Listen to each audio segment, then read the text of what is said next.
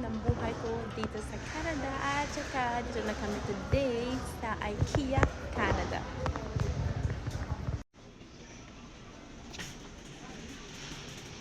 Grabe ang part nito. Super cute kasi naka-Christmas vibe na siya. Gustong gusto ko sa reindeer nito. At ngayon dito na tayo sa kitchen part. Bibili ako nito para sa nanay ko dahil $2.99 na lang. Hinahanap ako yung pink cups. Meron lahat ng mga kulay pero walang pink. Diyos ko, the only pink I found, ito, yung mga ganyan, wala siyang hand. Hindi ko alam bakit ganyan. Japanese cup pa to. Parang anime cups. Parang kinuha natin, mga furniture. Ito na ang dami. Kaya tayo. Ako si Silvana. Mag-scan siya.